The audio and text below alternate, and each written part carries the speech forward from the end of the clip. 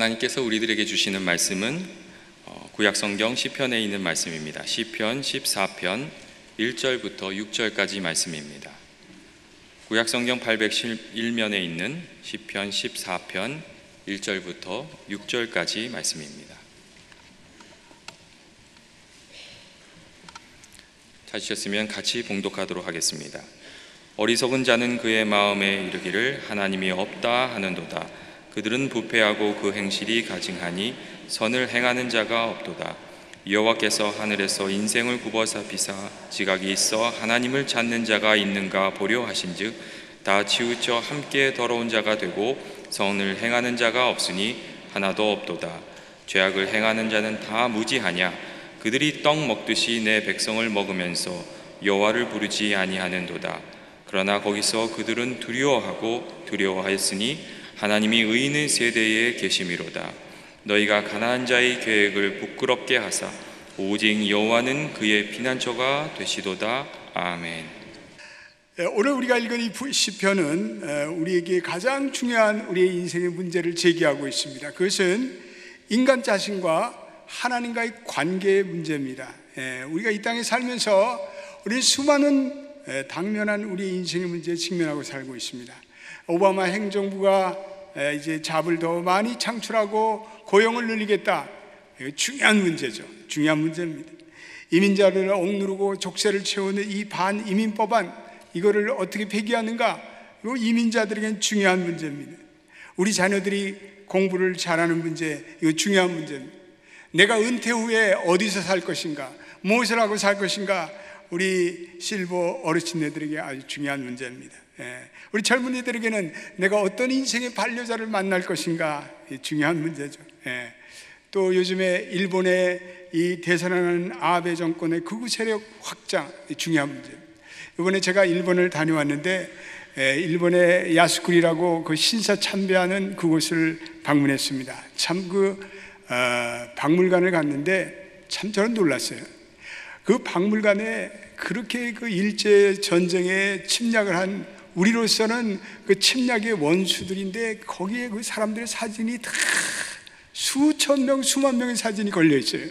그래서 거기에 일본 학생들이 와서 참배를 하고 역사 교육을 이렇게 받는 거예요. 아, 그런 걸 볼 때 이 일본이라는 나라는 보통 나라가 아니구나.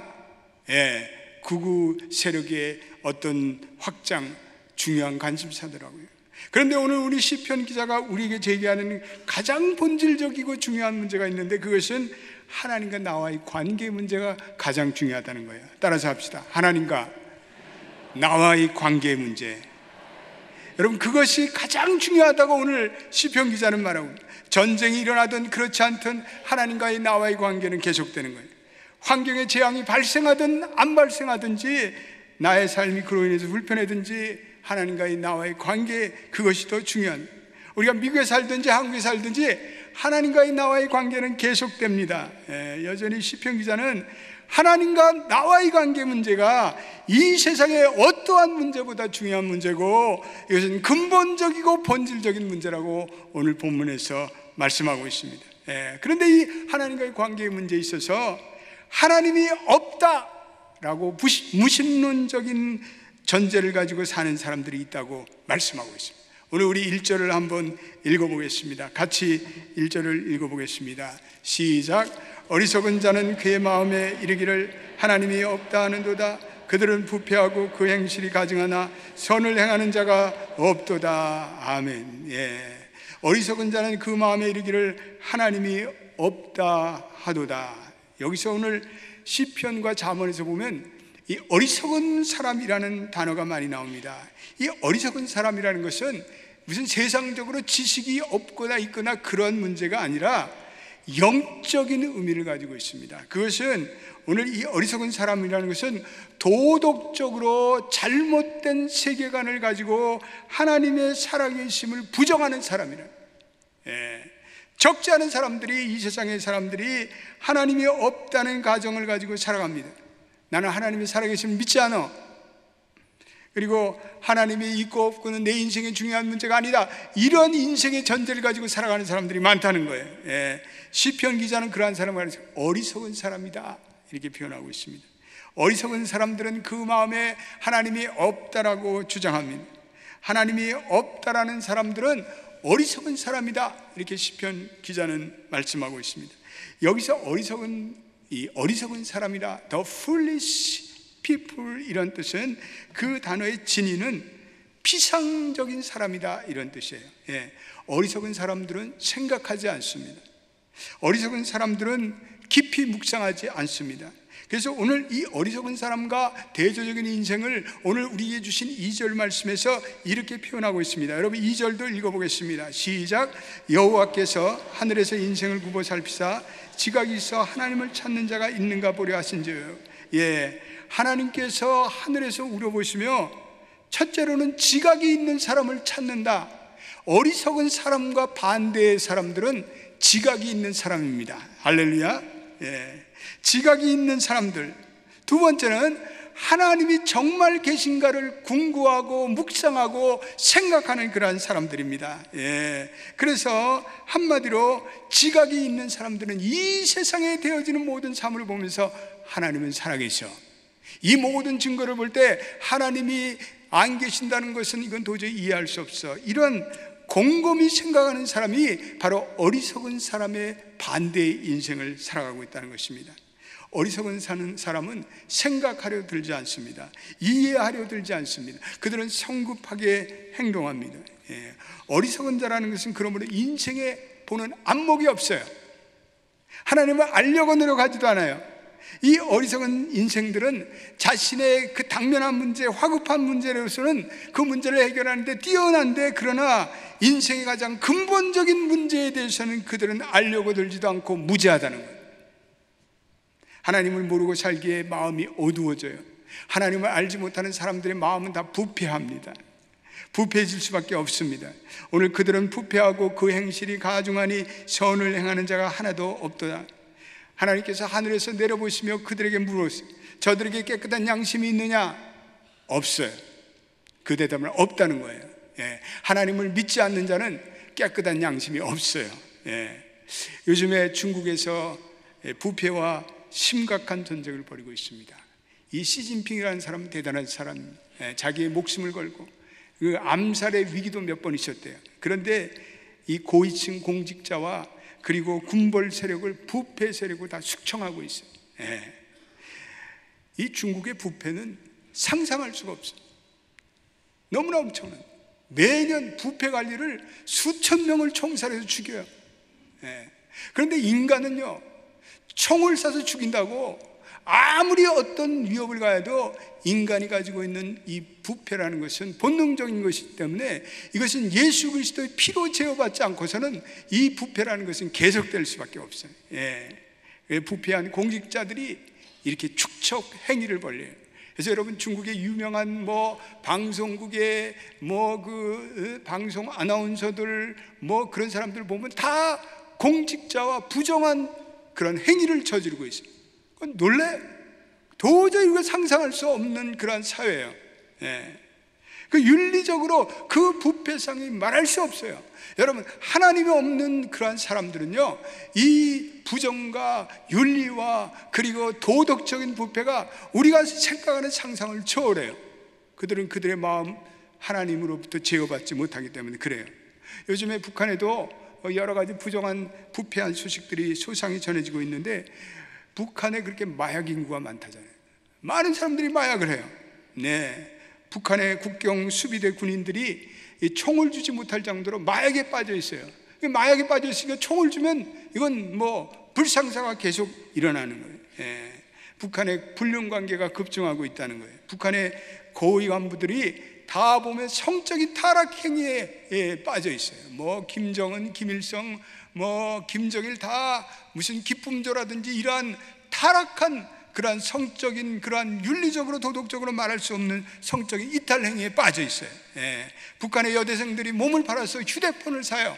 그리고 비싼 화장품을 사요.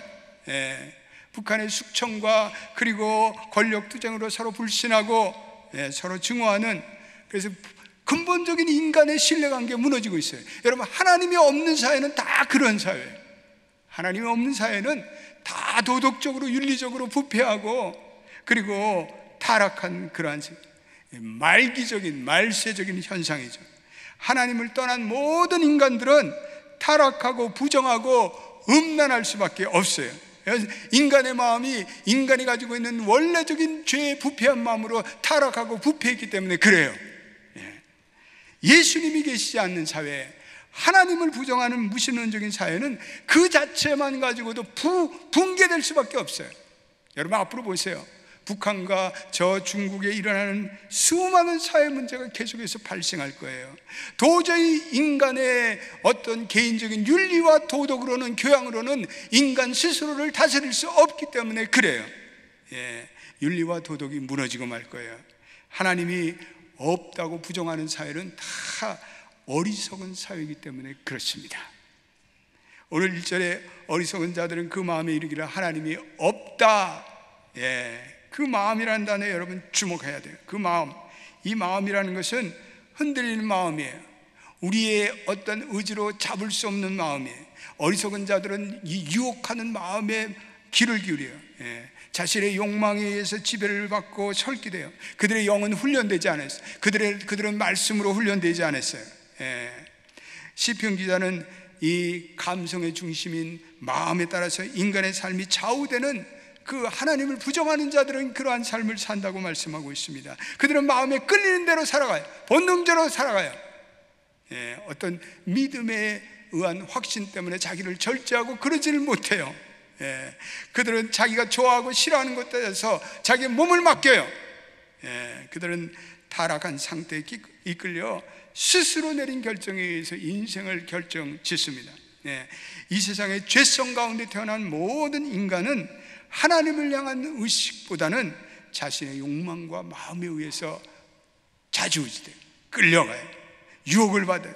그들의 생각과 사상을 지배당해요. 그런데 원래 인간은 하나님이 그 마음속 깊은 곳에 심어둔 하나님을 향한 그 의식이 DNA처럼 모든 인간의 마음속에는 내재하고 있어요. 내장되고 있어요. 그래서 하나님은 인간을 경외하는, 하나님은 하나님을 경외하는 경외심을 인간의 모든 마음속에 본능적으로 심어두셨어요. 그래서 우리는 마음속에 어느 인간이나 누구나 막론하고 영원한 존재가 있음을 부인할 수가 없어요. 우리의 인간의 마음속에는 하나님을 경외하는 이러한 마음이 본능처럼 숨어져 있어요. 그래서 인류 문학 엔트로폴로지를 공부해 보면 원시적인 모든 인간들에게도 다 이 하나님을 향한 의식을 발견해요. 돌을 숭배하고 나무를 숭배하고 정령 숭배라는 토테미즘, 이런 것들 다 그 숭배하는 그 바탕에는 뭐냐면 무언가 신이 있다는 거예요. 뭔가 하나님이 있다고 그들이 믿기 때문에 그래요. 그렇지만 그들은 그 의식 속에서 나타난 하나님을 심각하게 대하지 않습니다. 그리고 그들은 자신의 욕망에 자기를 맡깁니다. 사실 모든 인간에게는 양심의 소리가 존재해요. 인간의 모든 의식의 내부에는 양심이라는 하나님이 주시는 보편적 가치가 존재해요. 그래서 잘못을 행하면 우리의 양심이 괴로워요. 모든 인간은 다 공통적입니다. 양심은 설명할 수 없지만 모든 인간에게 이 양심은 있습니다. 그런데 어느 날부터 죄에 빠질 때 이 양심의 소리를 내팽개쳐요. 그리고 그것에 오늘 양심에 주목받지도 지배받지도 않는 사람들이 오늘 성경에 보니까 어리석은 사람이다, 이렇게 말씀하고 있습니다. 오늘 본문의 시편 기자가 강조하는 것은 어리석은 사람들은 이 지식이나 어떤 이 지각에 의해서 행동하기보다는 자기들의 본능적인 욕망에 따라서 움직이는 사람이라고 강조하고 있습니다. 이러한 불신적인 행동을 지성과 지식에 의해서 나온다고 주장하는 사람들이 있어요. 믿는 사람들이 있어요. 그래서 무신론자가 지성적이다 이렇게 얘기하는 풍조가 오늘날 세상에 만연되고 있습니다. 배운 사람은 하나님을 믿지 않는다는 거예요. 요즘에 포스트 모더니즘의 지성인들은 하나님을 믿지 않는 경향이 많습니다. 캠퍼스에 가면 이 하나님을 불신하고 하나님을 믿지 않는 반 기독교 반 하나님 사조가 만연되고 있습니다. 학문의 전당인 캠퍼스에서 하나님을 논하면 왕따를 당해요. 우리 교회도 몇 번 오신 이 김충구 장로님이 얘기하시는데 자기가 미국의 대학에서 가르치면서 자기가 그렇게 우수한 교수고 그런데도 하나님 얘기를 하면 사람들이 우습게 조롱을 한대. 그리고 왕따를 당한대. 기독교 신앙이 지성적이지 못하다고 믿는, 그런 지성적이지 못한 사람이 믿는 그러한 종교라는 그러한 것이 퍼져 있다는 거예요. 여러분, 그러나 기독교 신앙은 지성적이고 비지성적인 그러한 것과 그러한 문제가 아니에요. 왜냐하면요, 지성적인 사람, 과학자들 가운데도 하나님을 신실하게 믿는 사람들이 너무나 많기 때문에 그렇습니다. 만유 인력의 법칙을 만든 이 아이작 뉴턴은 신실한 크리스찬이었습니다. 그는 그의 많은 시간을 성경 연구에 보냈습니다. 그는 성경에 나타나는 예언을 집중적으로 연구하고 공부하고 묵상하던 사람이었습니다. 세계적인 천재라고 불러던 그 사람 중에 한 사람 파스칼도 동시대에 사는 사람인데 그도 하나님을 믿었습니다. 이 파스칼은요, 더욱더 성령의 능력을 체험했어요. 성령의 불같은 능력을 체험하고 그는 한밤중에 일어나 하나님은 살아계신 분이다, 이러한 놀라운 간증을 갖기도 했습니다. 한국의 대표적인 우리 지성 중에 한 사람인 이은영 박사는 인생의 노년기에 하나님을 만났습니다. 그에게 딸이 있었습니다. 그 딸이 실명의 위기에 빠졌습니다. 그래서 이혜령 박사는 그 딸을 보면서 너무나 안타까워했습니다. 그런데 그 딸이 실명의 위기 속에서 하나님의 은혜로 치유가 된 거예요. 그것을 보고 이혜령 박사는 이제는 이 하나님의 살아계심을 나는 도저히 부인할 수 없다. 그리고 기독교로 회의했어요. 그 딸 이민우 목사는 지금은 하나님 나라에 가 있지만 이혜령 박사는 지금은 한국에서 기독교를 변증하는 하나님의 대표적인 기독교 변증가로 활약하고 있습니다. 여러분, 그러므로 현대의 불신앙이 지식과 배움의 결과라고 주장하는 것은 그건 잘못된 거예요. 왜냐하면 믿는 사람 중에 지식인들과 그리고 과학자들이 너무나 많기 때문에 그렇습니다. 요즘에 이 잘못된 세상의 시류 중에 하나는 하나님을 믿는 것을 지성적인 것으로 간주하는 그러한 것이에요. 그러나 예수님이 오시기 전에 이미 30년 전에 오늘 우리가 읽은 이 시편의 다윗은 분명히 하나님이 없다고 부인하는 어리석은 사람들이 그 시대에 존재해 있다고 말씀하고 있습니다. 그러므로 이것은 지성과 비지성의 문제가 아닙니다. 현대와 고대의 문제가 아닙니다. 이것은 인간의 삶에 보편적으로 나타나는 지각의 문제입니다.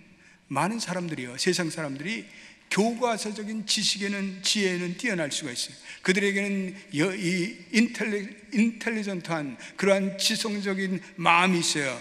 그러나 그들이 진정한 지혜를 소유했다고는 볼 수가 없습니다.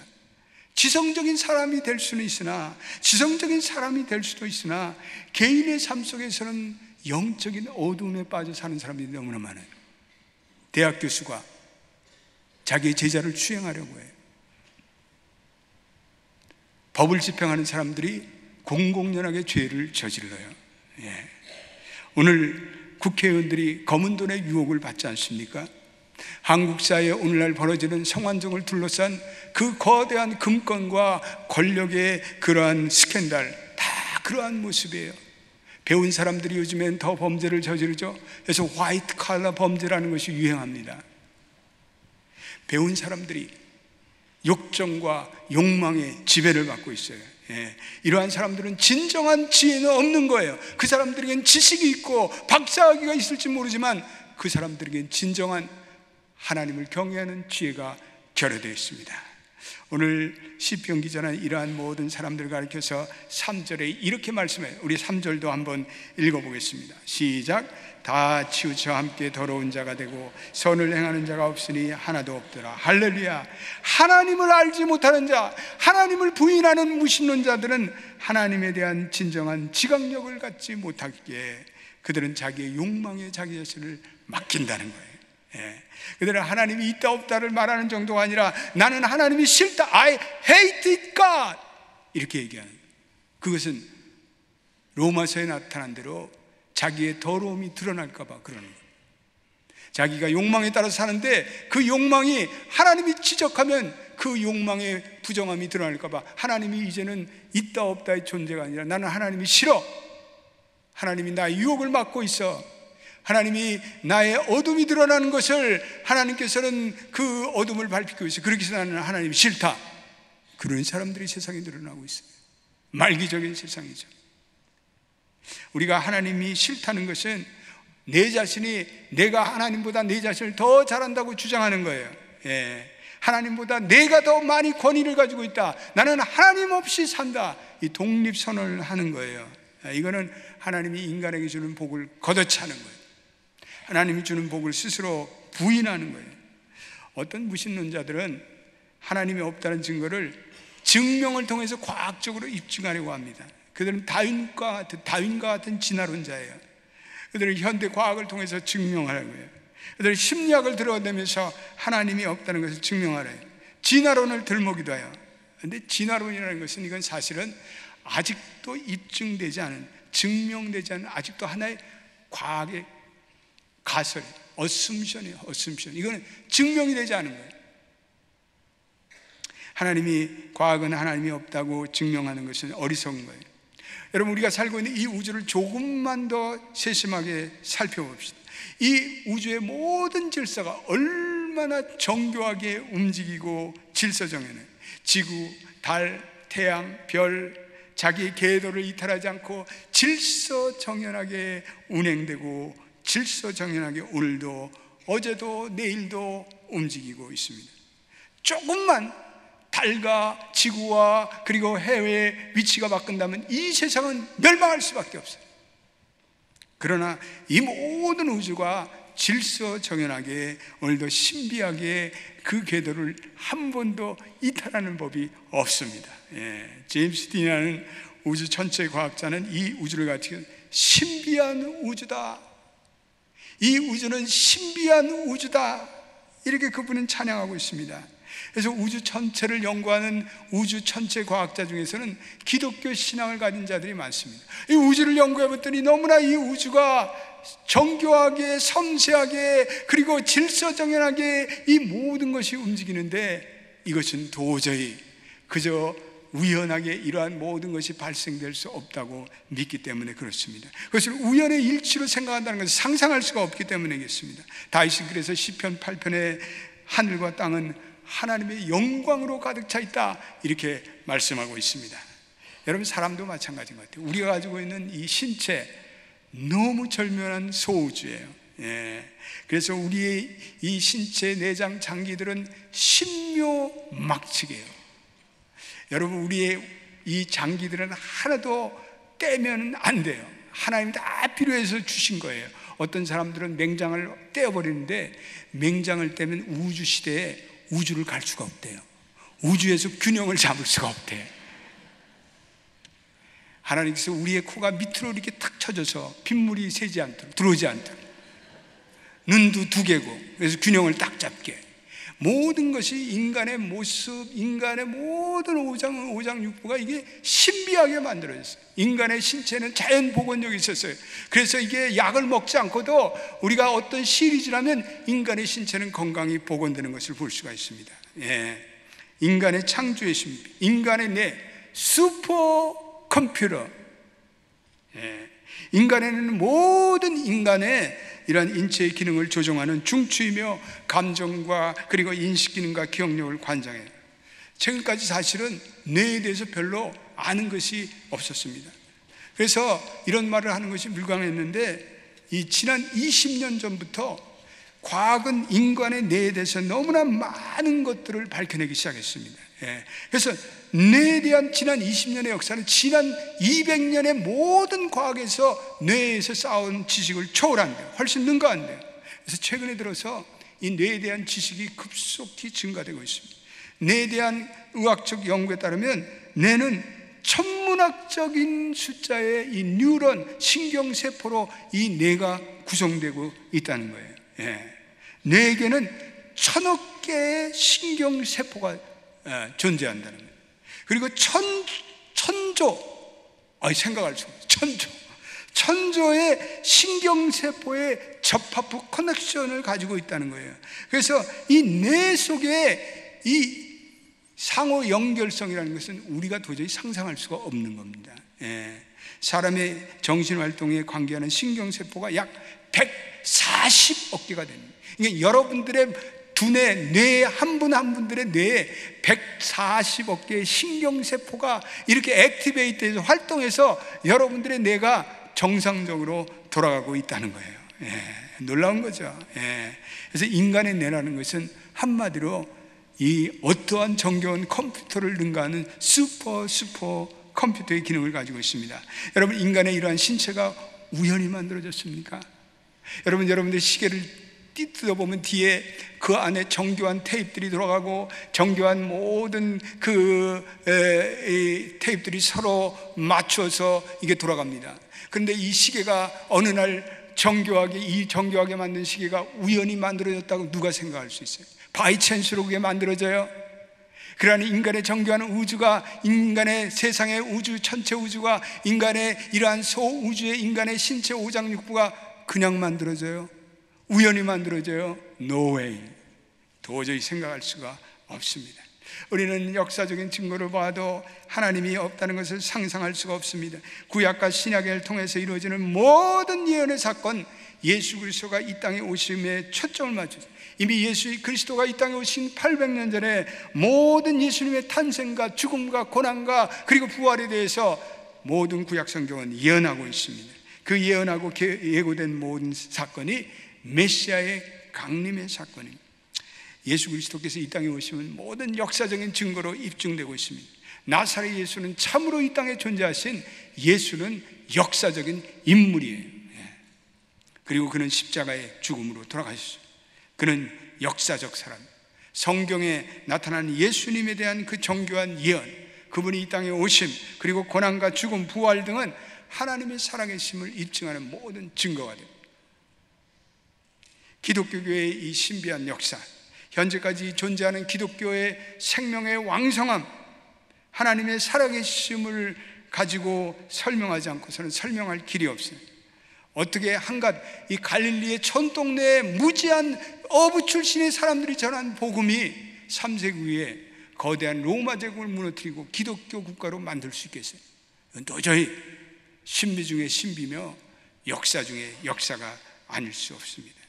오늘도 물론 이 미국이나 유럽에는 기독교가 점점 한국에는 쇠퇴해가지만 오늘 아프리카와 그리고 중남미 그리고 여러분들이 동남아시아에 가면 그리고 중국에 가면 오늘도 기독교가 왕성히 일어나고 있어요.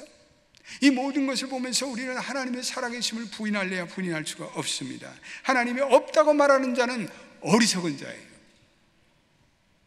이 세상에 가장 불쌍하고 그리고 무지막지한 인생은 하나님을 알지 못하고 방황하는 인생입니다. 할렐루야. 아무리 세상적인 지혜가 탁월하고 그리고 박사학위를 가지고 있고 그 사람이 성공했을지라도 하나님을 부인하고 그리고 하나님을 모르면 그는 허무한 인생이에요. 그는 불안한 인생이에요. 그리고 그들은 자기의 죄와 범죄에 빠지며 살아가요. 그렇습니다. 복의 근원이 되시며 인간의 생사화복을 주장하시는 하나님을 소홀히 여기며 살 때 인간에게는 반드시 부패가 찾아오고 인간에게는 반드시 영적인 불안이 찾아오고 멸망이 필연적으로 찾아올 수밖에 없어요. 그것이 역사의 교훈입니다. 다윗은 언젠가 하나님 없이 살아가는 이 모든 교만한 자들에게 하나님의 심판이 임해서 그들에게 두려움을 갖게 될 그날이 찾아올 것이다. 그렇게 오늘 5절에 강조하고 있습니다. 우리 5절도 한번 읽어보겠습니다. 귀한 말씀이 아닐 수 없습니다. 시작. 그러나 거기서 그들은 두려워하였으니 하나님이 의인의 세대에 계심이로다. 할렐루야. 저희가 두려워하였으니 하나님을 알지 못하는 자들이 언젠가는 하나님의 살아계심으로 인해서 그들이 불안해하고 공포에 떨고 극한 두려움에 빠지는 그날이 찾아올 때 하나님은 의인의 세대에 계심이로다 라는 그 역사가 나타납니다. 하나님은 자주하신 분이고 하나님은 아무리 인간이 그 하나님의 존재를 부인하고 과학적으로 입증하고 그래도 하나님은 여전히 존재하시며 하나님은 오늘도 역사의 수레바퀴와 오늘도 이 세상의 역사를 섭리하고 주관하심을 믿게 되시기를 예수의 이름으로 축원드립니다. 하나님이 없다고 주장하는 것은 지각이 없는 인생, 어리석은 인생.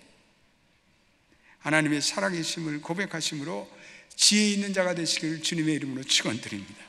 하나님 앞에 엎드려 우리는 항상 우리의 죄성을 고백해야 돼요. 하나님, 나는 죄를 지은 자입니다. 하나님, 나의 부끄러움을 인정합니다. 하나님, 나의 죄성을 인정합니다. 그래서 나에게는 예수 그리스도의 피 묻은 보혈이 필요합니다.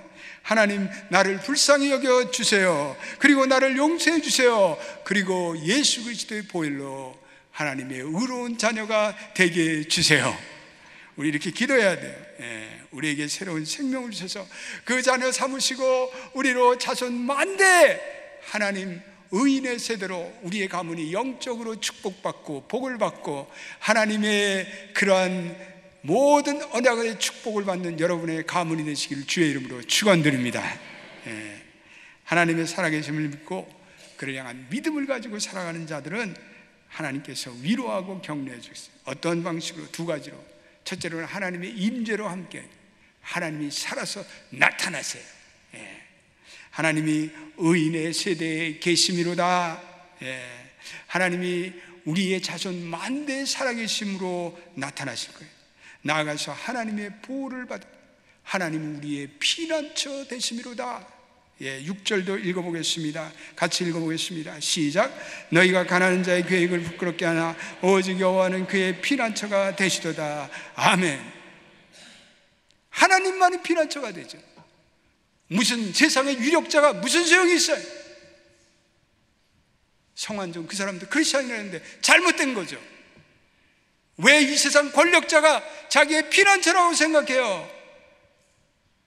하나님만을 섬기고 하나님을 의지했다면 그는 부끄러움을 당하지 않았을 거예요.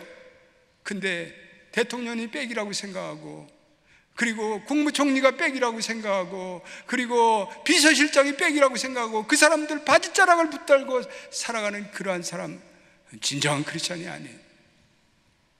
저와 여러분들은 하나님만이 우리의 피난처라는 믿음을 확실히 갖게 되시길 바랍니다. 사랑하는 연합교회 성도 여러분, 하나님만이 우리의 피난처예요. 그 누구도 우리의 피난처가 되지 못해요. 그 누구도 권력자도, 그 누구도 우리의 부모도 자식도 나중에는 다 우리의 진정한 피난처가 되지 못해요. 오로지 하나님만이 저와 여러분들의 피난처가 되심을 믿고 이 하나님만을 의지하시는 우리 모두가 되시기를 주의 이름으로 축원드립니다. 오늘 하나님을 부인하고 무신론적인 인생을 살아가는 자들은 하나님의 임재함이 없어요. 하나님이 그들의 보호자가 되지 못해 자신의 힘을 믿고 세상의 권력자를 의지하고 그러다가 망신을 당하고 결국은 슬프는 운명이 되고 결국은 멸망하는 인생이 되고 맙니다. 이제 제가 여러분들에게 묻겠습니다. 여러분들은 어리석은 자의 결론을 따라 살겠습니까?